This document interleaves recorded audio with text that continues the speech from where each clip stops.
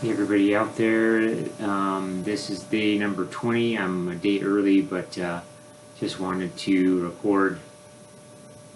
Now, I'm just giving an update. I think it was, 4 or 5 days ago that I made a video, but as I mentioned at that time, doctor released me to have the soft food diet, which was in the diet guide. This, at least the packet that they wanted me to follow. I was given another diet guide and instruction packet or whatever, booklet, pamphlet, upon being released from the hospital, which was similar, but it was less strict. But the one I've been following was the one they wanted to stick with because it was more strict and stringent and whatnot. So in any case, again, I was released to a soft food diet, so I started having eggs. The booklet said to slowly work into ground meats like turkey, but I didn't really go too slow. As soon as they told me I could have that kind of thing, I did. I didn't really struggle with that. I think just in general, I still struggle a little bit with the gas, like I mentioned before, gas bubbles or feeling like something's trapped. I don't want to call it dysphagia or trouble swallowing. It's similar, but it's more like again, I want to burp and I can't, and it's not as painful as it was initially. If you watch the videos of in history of what I was talking about, but it's still been difficult, and it feels like again a gas bloat syndrome, which I think, from what I understand, is more common with like a Lynx or a Nissan. And again, I had the TIF with a hiatal hernia repair, but the doctor said all that was normal, as I think I mentioned in my previous video. But it still can't. For somebody like me, most people would be really encouraged, this is great, and so on and so forth. But and I'm right on track. The doctor said it was fine. I can't help but wondering if this is going to be a lingering thing. So as anybody out there with GERD or all the other symptoms that come along with it knows, this is annoying and life changing, and so you want to be out of surgery and feel normal. But again, I'm 20 days out post surgery, and I still have a gas bloat. I very occasionally get a water brash or excessive saliva, a sour taste, but that's kind of dissipated. It's just slowly working itself away. Again, I'm assuming part of the healing process, so hopefully that goes away. I haven't really had acid reflux, I don't think, but it's I've had so many symptoms for such a long time. Sometimes I wonder, but I don't think I've had acid. I think it's again gas in the chest, trapped in the chest kind of area, and even from chin, upper esophagus and throat and down to the bottom part of my rib cage, but not necessarily down here as much in terms of that gas bubble. But I get bloated significantly, where again it feels like I've got to pop myself with a balloon. Wish I could, but I can't do that obviously, and it's hard to burp. But I've been taking Gas-X, and that's helped. Just the chewables, ibuprofen, Tylenol occasionally when it gets really bad. But I mean, over the last week, maybe 2 times ibuprofen and maybe 1 time Tylenol. So I'm not taking anything really for it.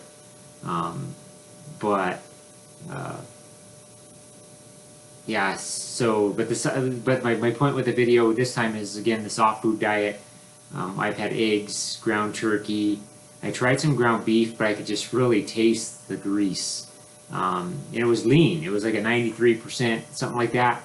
93% lean and 7% fat or whatever it is. And it was just extra. It just tasted greasy. I don't know if I'm ready for it yet. And I didn't eat the whole thing. But so I've been sticking with ground turkey, and then I just tried ground chicken again, or ground chicken. Sorry, that was kind of a gas bubble, but it wasn't as painful, but it's still, I want to burp and can't. So I've been sticking with the lean meats. I haven't tried fish yet, but I'm not a huge fish fan. Anyhow, eggs, ground turkey, ground chicken, cottage cheese, bananas, strawberries, watermelon, peaches, pears, mashed potatoes, and I've been having the instant mashed potatoes. My wife makes some good mashed potatoes, real ones, so she made me some of those this week, something like that. But that's been largely my diet. Now, and a lot of protein. And I also got permission to have a bit more food. I asked my nurse navigator about can I eat more if I can tolerate more, and she said yes. So I've been, instead of having the half a cup 5 times a day, I've probably been having closer to a cup, give or take, a day, 5 times a day.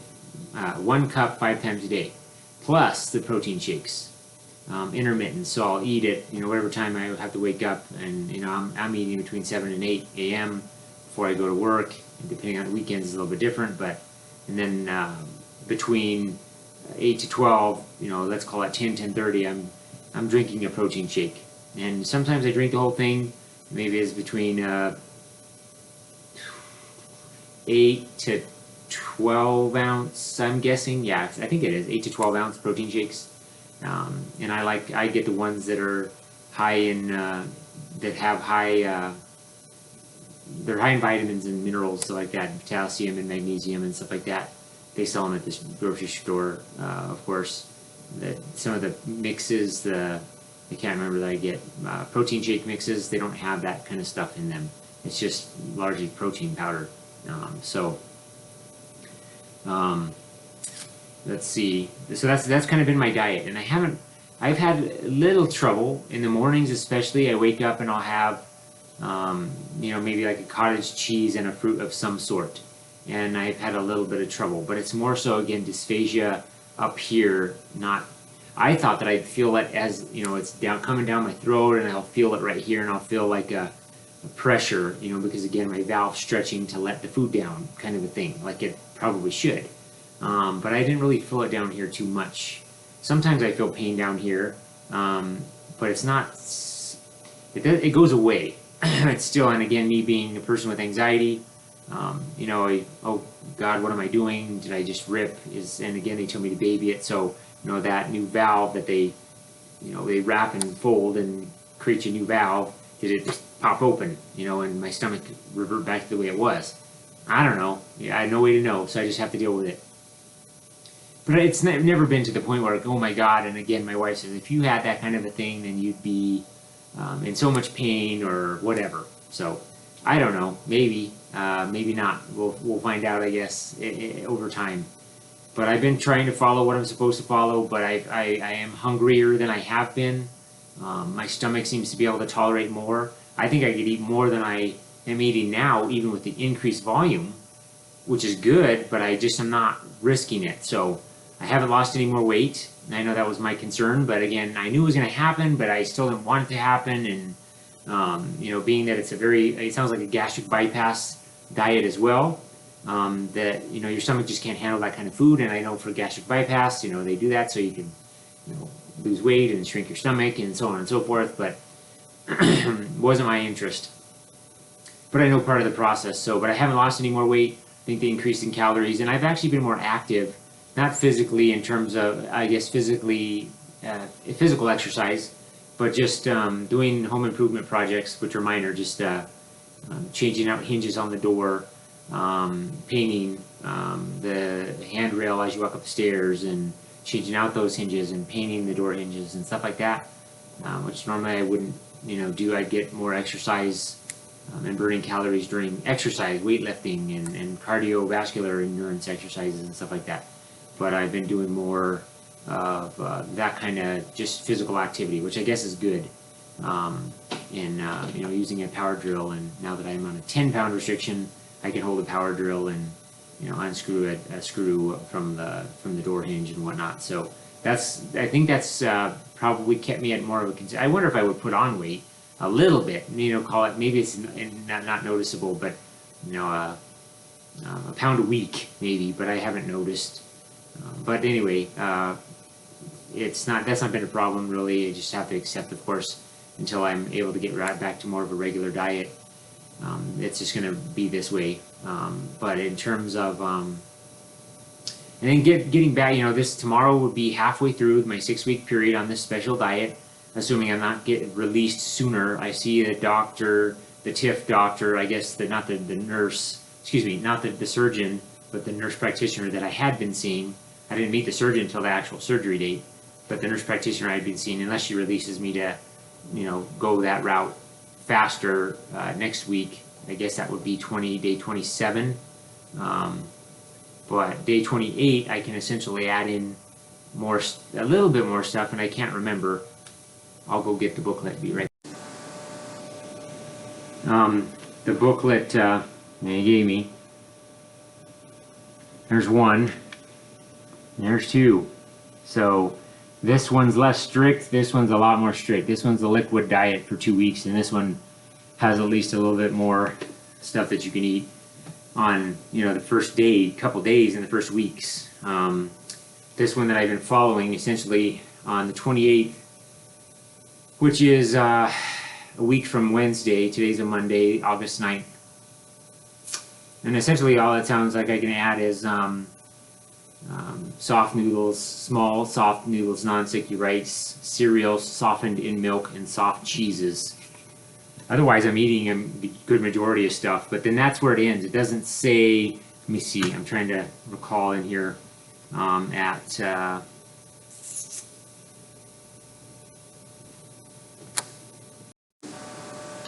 says weeks 5 and 6, solid diet. Depending on your tolerance level, you may introduce overcooked pasta, thicker soups with small pieces of vegetables, sauces, bananas, soft cheeses, cooked vegetables, meatless casseroles.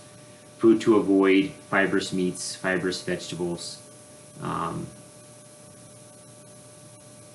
then just the general avoid consuming large quantities of food, eat in a quiet place without stress. At the start of week 7, you can eat normal food. There we go. I thought I had read that in here. At the start of week 7, you can eat normal food, so a full 6 weeks, so day 42, so that would be day 43, which for me is September 1st, 2021. So that's what this one says. And I haven't been following or looking at this one very much, but this one talks about, it even goes into week, and it has kind of a unique or a neat what you can and cannot eat in week 1, 2, and so on. And you'll probably get this, I'm sure, if you have a TIF and a hiatal hernia, and probably a Nissen as well, as I'm guessing. Might be a little bit different for that Nissen or Lynx, I'm not sure, but this one goes past week 7 into week 8. And then, but starting at week 8, it just, all it says is meats, bread, citrus, and alcohol. So, I guess at week 7, on this one, it says no meats, essentially. But at week 7 on the other one, it says you can resume a normal diet. So I think to the tolerance, I'm not going to have on day 43 day 43 on September 1st, I don't think I'm going to have spaghetti, green chili, and a beer, or vodka with my favorite Mountain Dew. I'm not going to have that. And I like to drink. When I used to drink, long time ago. Once in a while, 3-4 times a year at most. Pardon me. I used to like to drink what's called a Belushi. Mountain Dew, orange juice, vodka, and sour apple pucker. It's very sweet. I like the sweet drinks. And then it's got Mountain Dew in it, so wonderful. But as you can imagine, somebody with reflux, I haven't had that in a long time, because all the citrus and orange juice, oh my God, you can imagine what it would feel like if you've had that acid reflux and any symptoms. So I'm not going to go out and have that on day 1 of recovery diet, the full diet, day 43, call it. But I might start off slow and just add in some pico de gallo and some chicken cooked in some sort of taco sauce, and something like that, and might even just be butter. Just butter and oils would bother me. I haven't had butter in almost a year. Any butter, even vegan butter. It wasn't the fact that it was vegan, it was the fact that it was just butter. Any butter or oil, olive oil, it would just make me nauseous. So I hope that I'm able to resume normalcy on day 42, if not earlier, and have some of those things. And I guess if not, then I'm going to ask them to look at my gallbladder. They just did again. They said my gallbladder, not just, but a couple days or weeks or so before the surgery, which was on July 20th. And they said the gallbladder, I have sludge, but that was it. So, but I don't have any other symptoms. I wasn't vomiting, but I have some, symptoms of, oh, this is the gallbladder. So,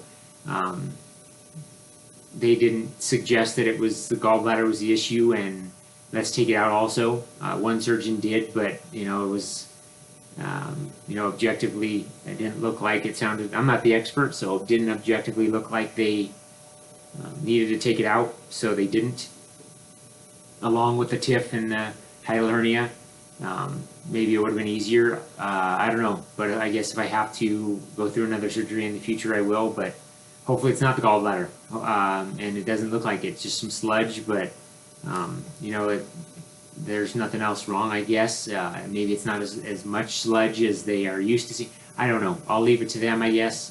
But I would have liked to just have one surgery, but, again, I'm leaving the determination on what kind of procedures and treatments and surgeries I need to the experts. So, but anyway, that's what's the most recent update. I have pretty good energy now. I'm feeling close to 100% in terms of energy. To an extent, I still get tired, but I'm back and forth, up and down stairs, and using a drill and doing the things I would normally do. I'm just not exercising because I can't. I mean, one of the surgeons said I could do aerobic exercise, but I hate running on the treadmill or running outside or the bike. We have an upright bike in the basement. We have a treadmill in my house, but we go for walks outside and with my daughter, and that's fine. It's not really exercise for me personally. It's exercise. It's just not the kind of exercise I'm used to. It's not going to get my heart rate up. It's not going to burn off a major amount of calories because I just think exercises I do are intensive and weightlifting and stuff like that. But I just can't do that right now. So I'm just going to be patient and I'll work slowly back into it thereafter and see how it goes. But so far, again, symptoms come and go, but for the most part, it's dissipating. I'd say it's not a major drop off, but it's kind of like a slow, the other direction of a roller coaster. It's just very slow, which is good, I guess. But there's other complications for me because I also have IBS and because I also have anxiety and because I also have all these other issues. I can't take some of the supplements that really, really, really help me because they don't want me to take the capsules right now, and they're capsules, and there's not another form I can take them in. So, but I am going to look into some magnesium and the calm, drinkable magnesium that's on the way. I don't know why I didn't think of that sooner. Somebody mentioned it to me, but in any case, so there's other issues that I'm dealing with personally. But for you, hopefully out there, if you do this again, I've noticed a reduction in the symptoms. I really don't have, I haven't had acid. I've had chest pain, and is that acid reflux? But it's probably all in my mind. I think it's just, again, the gas pain. And as time's gone on, it's gotten better. The surgeon was right. It seems like that's normal. It goes away. It just takes a while. Again, walking, gas X, things like that help. I think that the protein shakes that I drink have milk in them. That might make it worse because I notice it now. I'm starting to pay attention now to, I had this protein shake, I had the whole protein shake, and it bothered my stomach. And maybe I'm just getting too bloated and I need to calm down a little bit. But, again, I'm trying to get calories because I'm hungry. I'm hungry, I want to eat more, and I'm trying to go slow, and I feel like I am, and they said I could eat more, and I could tolerate it, and I still feel like after a protein shake I could eat, even though I'm really bloated, but, I can't, and I'm so uncomfortable from the bloating, excessive, like gas bloat syndrome type of bloating, that I just can't. So, and even after dinner last night, I remember telling my wife, what did I have? Ground chicken and strawberries, I think, and some watermelon. And I had more than I normally would. I've had maybe it was more than a cup. But I felt like I was fine. I didn't notice any issues with swallowing. It was, man, that tasted good, so on and so forth. And I eat slow, and I normally eat slow. But I feel like I could still eat more. My daughter had some leftover watermelon she didn't eat, so I was just picking at it and eating here and there. And I guess that's a lot, mostly water, of course, but I felt like I'd eat more, and but I didn't. And then later on in the evening, I just felt really bloated. But again, the Gas-X has been helping here and there. Sometimes it doesn't. But and then, you know, you can't burp, you pass gas. I'm just flatulent, and you know, a lot of eggs. It's not helping my wife, if you follow my drift. So it is what it is. I'm, again, fingers crossed that kind of thing goes away, and I don't have to deal with the gas bloat syndrome, and I am not as flatulent going forward. But you know, I guess it is what it is. So I'll keep you posted. But all's going pretty well, and I just wanted to give you an update on the diet. Again, like I said, a little trouble here and there swallowing stuff, but again, it's more of like it feels like dysphagia and swallowing here, but not down here, which is unusual for me. It's just weird, and it's not unusual for me, but I would have thought it would have, like I said, would have been down here, and it's more so up here. So I'm just trying to breathe through it, and I'm kind of opening up a little bit because I have a tendency to round forward as I'm eating. But I think we all do. We're all leaning over our plate and, you know, dribbling our food, because I know I have trouble sometimes, but otherwise it's been fine. The eggs have been good, and the turkey and the mashed potatoes and the cottage cheese and the bananas and the watermelon and the strawberries, and, you know, I can add more. But oatmeal, I forgot about oatmeal. Oatmeal, usually I have eggs and oatmeal together. The oatmeal's filling, and the eggs are not so much, but the oatmeal's filling. The cottage cheese is pretty filling. Fill your stomach up, but, you know, I'm trying to get more calories, and it's tough. But yeah, so there you go. Update on day 20. Again, unless I have some major issues and my diet's not going to change again for another 7 to 8 days, I am going to add in the stuff again, like non-sticky rice and soft noodles and stuff like that. And I think it says sauces, but, you know, does that mean I can have a tomato sauce? It says sauces on solid diet. Does that mean tomato sauce, or does that mean more like Alfredo sauce? I don't know what that means. So again, not specific enough. I haven't read the other book, but could I have a sauce? Could I get a little bit of a tomato sauce? I don't know, but it's solid food. Or do I just wait? Because I really miss my marinara sauce. I miss the tomatoes. But I can be patient. I've gone, you know, a long time without it. If I have to wait another 10, 12, 14 days to have it, you know, I'm almost at the end of this. So I'm halfway through tomorrow. I'm just a day early post-surgery. So another 21 days, and I'll get to that 42-day mark, 43-day mark on day 43. I guess it's a field day, although it won't be. I'll go slow, but now we're trying to start working in some meats and like that aren't ground. Chicken again. Probably get some, you know, really tender, and have my wife or I will tenderize it, so it's really tender. I would imagine that might be advantageous. Maybe even with like a steak. I don't know if I'll try that right away, but cut it up in little small pieces like you would for a little one. You know, your 5-year-old or 6-year-old or something like that, maybe, in really small pieces. So anyway, there's the update. Have a good one.